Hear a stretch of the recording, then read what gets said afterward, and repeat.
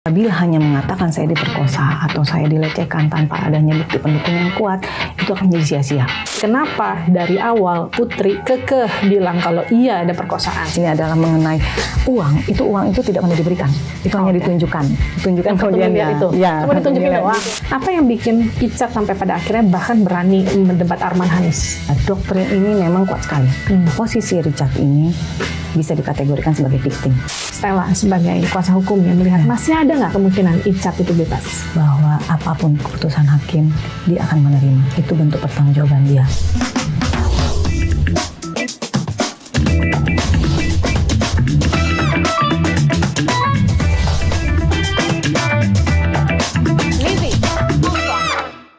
Saudara, kasus tewasnya Brigadir Yosua ini menyeret banyak fakta yang terkuak di persidangan. Salah satunya yang dilakukan oleh kuasa hukum Richard Eliezer, Stella Masseny. Dalam persidangan beberapa waktu lalu, Stella bahkan mampu membuat Putri Chandrawati mengaku bahwa ia disuruh Sambo membuat laporan mengenai pelecehan seksual. Apa yang membuat Stella mampu membuat Putri buka suara? Atau justru Putri kepleset lidah? Kita lihat ini dia. Dan saksi mengatakan saudara saksi disuruh dan dipaksa karena saudara takut dengan suami saudara. Ya, betul. Apakah saudara Ferdi Sambo ini memang orangnya tidak bisa dibantah atas apa yang diperintahkan bahkan oleh saudara sendiri sebagai istrinya? Karena karakter seorang polisi orang yang tegas. Karakter Ferdi Sambo tegas memang tidak bisa dibantah. Dalam hal kemarin iya. Ya, itu gimana ceritanya Mbak Stella? Ya, jadi memang pada saat di persidangan itu kan fakta-fakta persidangan yang tidak dapat dipungkiri. Disitulah dimana pada saat ditanyakan mengenai kenapa pelecehan seksual ini itu terjadi atau tidak, kemudian kenapa tidak dilaporkan.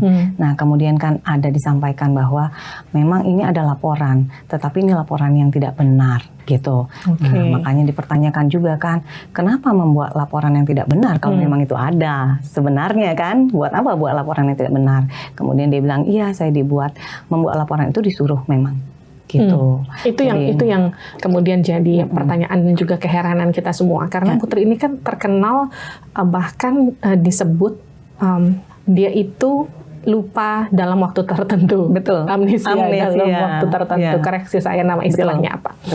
Tapi kemudian di persidangan itu ketika Anda bertanya, Putri bisa menyebutkan hal demikian. Artinya nggak benar-benar semuanya dia lupa. Betul. Artinya ada yang sebenarnya dia pengen sampaikan, tapi mungkin dia tidak mengukur kalau kita menafsirkannya sampai ke sana. Ya, itu gimana tuh reaksi Putri setelah itu? Bisa kita lihat juga pada saat saya menanyakan itu, mengkonfirmasi kembali bahwa membuat laporan pelecehan ini adalah disuruh oleh Ferdi Sambo. Nah, disampaikan betul. Nah, itu dia mungkin juga memang tidak tidak juga berpikir apa yang disampaikan dia ini sebenarnya punya efek yang berat buat dia. Nah, dan termasuk kepada Ferdi Sambo sendiri. Mungkin itu keluar memang dari hatinya secara alam bawah sadar. Kita kan tidak tahu ya namanya dengan cerita sebegitu banyak cerita skenario yang dibuat untuk memperkuat skenario kebohongan-kebohongan yang lain itu kan harus mempelajari, mengingat betul-betul gitu. Kan kalau kasus pelecehan, pemerkosaan itu kan sebenarnya cukup saksi ya, cukup korban. Kita nggak perlu saksi yang sebegitu besar. Katakanlah sebenarnya posisi Putri itu diuntungkan, betul nggak sih? Posisi Putri itu seperti disampaikan juga, memang kalau korban perkosaan itu memang dari korbannya, tetapi kan harus ada bukti yang lain yang menguatkan, terutama visum. Yang menjadi pertanyaan, apabila terjadi satu pelecehan seksual seperti yang disampaikan, intinya terutama adalah perkosaan ya. Bukti visum itu sangat penting. Ya, bukti visum itu sangat penting. Sehingga apabila hanya mengatakan saya diperkosa atau saya dilecehkan tanpa adanya bukti pendukung yang kuat, itu akan menjadi sia-sia. Jadi karena nggak ada bukti visum, artinya itu menguatkan Anda bahwa skenario perkosaan itu adalah palsu. kita meyakini memang dari fakta persidangan yang sudah kita lihat bersama-sama akan menjadi satu keraguan bagi banyak pihak, termasuk kita, gitu. Karena apabila memang terjadi pelecehan seksual, terjadi perkosaan, toh juga sudah dibuat laporan. Kenapa tidak dibuat laporan yang sesungguhnya, gitu kan? Kenapa membuat laporan yang menurut dia itu adalah palsu yang disuruh oleh suaminya Ferdy Sambo? Makanya kita tanya, kenapa tidak menolak? Kan dia mengatakan dia takut dengan Ferdy Sambo. Tapi kan aktivis perempuan juga satu suara dengan Anda. Mereka nggak percaya betul atau enggak ada perkosaan terhadap Putri Chandrawati yang dilakukan Yosua. Kenapa kalian punya satu standing point yang sama? Sebagai perempuan ya, dalam posisi seorang perempuan yang benar-benar, bila benar-benar ya mengalami satu perkosaan atau pelecehan seksual, tingkat traumatisnya pasti tinggi. Apalagi kita juga kalau disampaikan bahwa yang melakukan perkosaan atau pelecehan seksual terhadap kita adalah orang yang berada dekat dengan kita. Ya, tidak, buat kita adalah hal yang tidak mungkin kalau sebagai perempuannya kita melihat dari sisi perempuan. Hal yang tidak mungkin bisa dengan mudah bertemu muka dengan orang yang melakukan perbuatan perkosaan terhadap kita, lalu melakukan satu perbincangan intim. Nah, itu akan menjadi satu pertanyaan. Sebegitu mudah traumatis itu hilang. Gitu. Perkosaan itu kan juga biasanya terjadi karena relasi kuasa ya. Biasanya seseorang yang punya kuasa lebih besar memperkosa seseorang yang lebih lemah.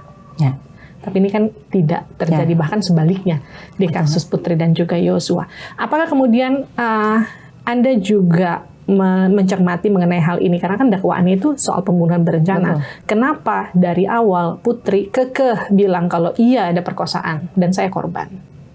Ya, kalau dari kacamata saya ya melihatnya bahwa ini adalah merupakan satu proses ya, proses dari satu skenario yang memang diciptakan untuk meringankan bagi mereka lah, bagi FS, bagi PC gitu. Saya sempat bertemu dengan Icat, bukan Icat tapi keluarganya Icat dan juga kakaknya Icat. Mereka sempat menceritakan bahwa ada katakanlah seperti didoktrin, dipengaruhi, seperti dihipnotis begitu sampai kemudian Icat kala itu nggak punya pilihan selain mengikuti skenario yang terjadi. Itu gimana ceritanya sampai dia ngaku? Memang prosesnya kan seperti yang sudah mungkin kita dengar juga ya dari keterangan keluarganya. Kemudian juga kita sudah bicara dengan Icat dan kita memang melihat prosesnya bahwa doktrin ini memang kuat sekali. Pengaruh Ferdy Sambo ini memang kuat sekali karena juga posisi tingkatan terkait juga relasi kuasa di sini kita bicara ya, tingkatan Baradae dengan Jenderal Bintang 2 itu ya sangat jauh sekali gitu.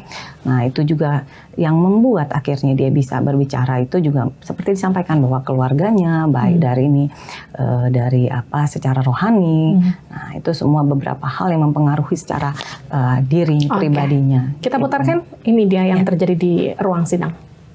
Sesampainya di lantai 3, saya sudah ditunggu FS. Saya diajak ke dalam, disuruh duduk. Di situ ada FS dan PC. Dari ketiga keterangan atau keterangan saudara dalam BAP ini, ya, ini tidak konsisten semua. Saya mau tanya, yang mana yang benar? Jadi begini Bapak, dapat saya jelaskan. Biar Bapak tidak menanyakan lagi tentang BAP ini. Ya harus saya tanyakan. Iya, makanya saya tanya. Saudara penasihat hukum beri kesempatan saksi untuk menjawab. Ya saya mau jelaskan bahwa ini seharusnya saya tanyakan karena tidak konsisten yang mulia. Silakan. Baik, begini Bapak. Bapak bayangkan dari tanggal 8 Juli sampai di bulan Agustus itu saya didoktrin terus-menerus oleh klien Bapak tentang skenario. Siapa yang doktrin? Di mana yang doktrin? Di mana saudara yang didoktrin? Di lantai 3. Saudara penasihat hukum tidak perlu sampai membentak. Saya mencoba mengingat-ingat kembali kejadian demi kejadian. Bapak kira segampang itu mengingat kembali kejadian. Ini tidak konsisten. Sudah setelah saudara tidak ada. Izin Bapak, penasihat hukum ini menanya sama saksi. Saya tanyakan ini tidak konsisten. Makanya kita mau tanyakan. Jangan menekan kayak gitu. Sudah cukup. Penasihat hukum silakan bertanya langsung. Saya tanyakan Yang Mulia. Saya tetap bertanya karena Begini, saksi. silakan bertanya lewat majelis. Biar kami bertanya. Baik ya. Tidak perlu saudara Saya tanya bertanya pada terdakwa. melalui Yang Mulia Majelis Hakim. Ini kan viral di medsos yang jadi pertanyaan, kok si Icat akhirnya berani banget bisa ngomong kayak gitu di depan Sambo. Padahal Sambo tuh kelihatan natap Icat itu, galak banget ya kan. Apa yang bikin Icat sampai pada akhirnya bahkan berani mendebat Arman Hanis? Ya. Memang kita lihat daripada fakta persidangan yang ada kemarin itu, terlihat sekali mereka itu Ferdy Sambo, baik Ferdy Sambo dan pengacaranya itu berupaya mencoba mengintervensi klien kami kan, Richard Eliezer. Tetapi kenapa dia berani? Karena dia benar. Oke. Karena apa yang disampaikan itu adalah yang sebenar-benarnya dan dia tidak pernah berkata bohong dari awal sampai persidangan saat ini. Semua yang disampaikan itu lancar, sesuai. Tidak seperti mungkin FS dan PC yang berbelit-belit. Oke, apakah kemudian ada janji perlindungan bahkan sampai upaya bebas dari orang besar di negeri ini kalau Icat mau berkata jujur? Itu adalah dari dalam hatinya. Jadi Icat bukan ini, janji, bukan iming-iming. Bukan adanya iming-iming, karena dia memang mau menegakkan kebenaran. Dan kita juga sebagai PH-nya mendampingi Icat untuk terus kuat dengan pendiriannya. Oke. Ini saya mau putarin ada video yang jadi bukti barunya Icat. Ini soal gelangnya Putri dan kakinya Sambo. Yang jadi pertanyaan, dari mana kita semua bisa yakin kalau itu benar-benar tangan dan gelangnya Putri dan juga kakinya Sambo? Itu kan harus dibuktikan. Kita lihat dulu ini dia. Di foto ini apa yang nampak?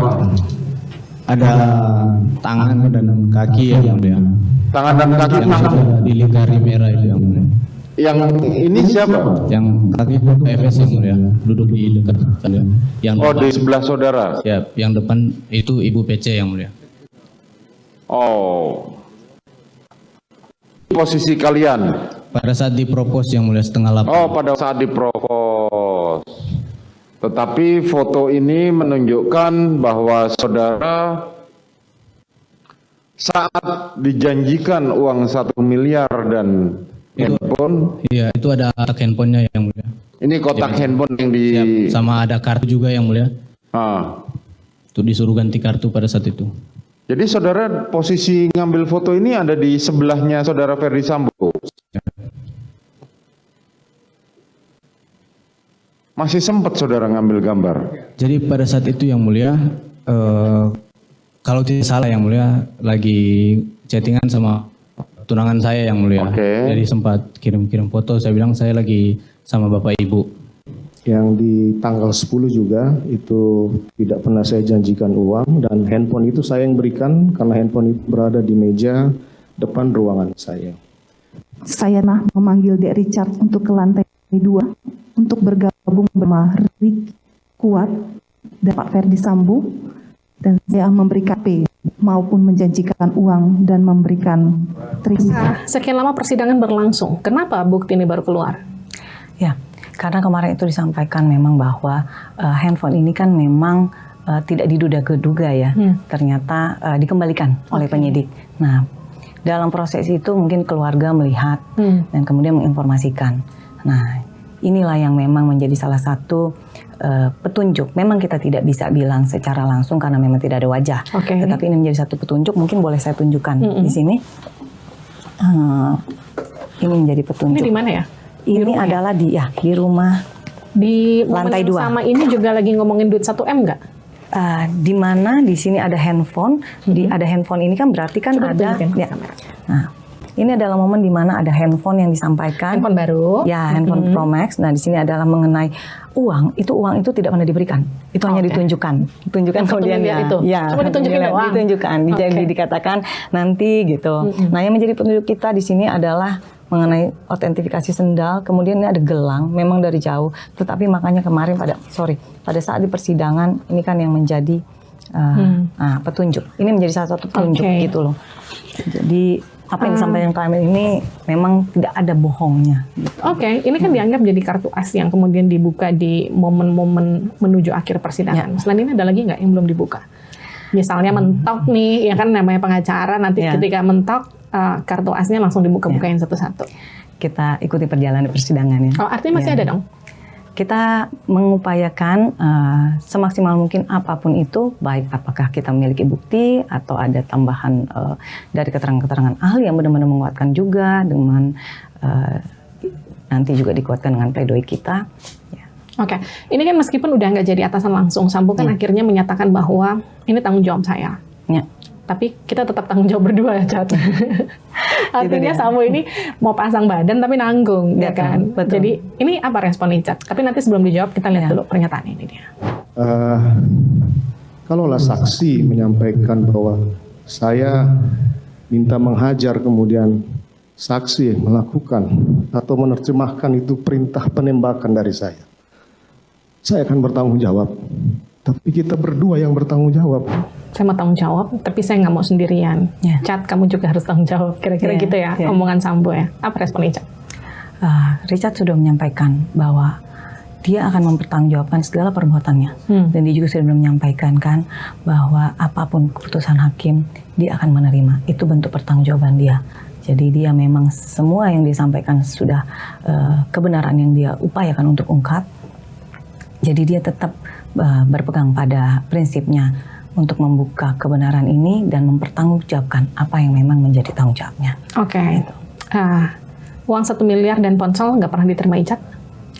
Tidak kan, handphonenya itu memang yang Pro Max itu yang disampaikan, yang tadi kita lihat itu tidak jadi milik dia. Ini perdebatan yang juga ramai di media sosial. Ketika saya wawancara kakaknya Icat waktu itu, Calvin, netizen semua pada bilang gini, harusnya Icat bebas gitu. Tapi beberapa orang juga bilang susah karena ini pembunuhan dan Icat itu adalah aparat penegak hukum. Kalau Stella sebagai kuasa hukum yang melihat masih ada nggak kemungkinan Icat itu bebas? Kita memang mengharapkan yang terbaik ya. Yang kita memang harapkan ya kebebasan untuk Icat memang. Selain dari dia justice kolaborator juga, dan kemudian memang berdasarkan fakta-fakta persidangan pun seperti tadi juga disampaikan bahwa dalam fakta persidangan terungkap bahwa dari ahli kriminolog juga sudah menyampaikan posisi Richard ini bisa dikategorikan sebagai victim. Karena apa yang dilakukan bukan berdasarkan atas dirinya sendiri, gitu. Jadi ya kita nanti dalam pembelaan kita pun akan kita maksimalkan. Termasuk soal perintah dulu hajar, yang kemudian FS bilang perintahnya menembak, saat ini perintahnya hajar. Ini pernyataan Sambo berubah, ini menguntungkan Icat nggak? Intinya begini, Richard tidak pernah mengubah keterangannya. Dan dia tetap bahwa FS ini menyuruhnya untuk menembak. Ya, bukan menghajar seperti yang Sambo bilang. Ya, menembak. Nah, itu kan hanya pembelaan dari FS saja. Makanya belakangan dia, kalaupun kan katanya begitu, kalaupun disalah artikan, tidak disalah artikan. Oke. Pertanyaan terakhir saya buat Anda. Icat masih punya peluru untuk menghajar balik Sambo? Iya. Ya, berdasarkan dari keyakinan kita dan upaya semaksimal, ya, kita harapkan memang ada atau enggak? Kita lihat di persidangan nanti ya, Mbak. Artinya ada ya, cuma tinggal dibukanya kapan, kira-kira gitu ya? Kita maksimalkan lah. Oke. Terima kasih Stella, kuasa sama-sama. hukum dari Barada Richard Eliezer di Living on Point. Itu dia tadi perbincangan saya dengan kuasa hukum Richard Eliezer. Kita ketemu lagi di next episode.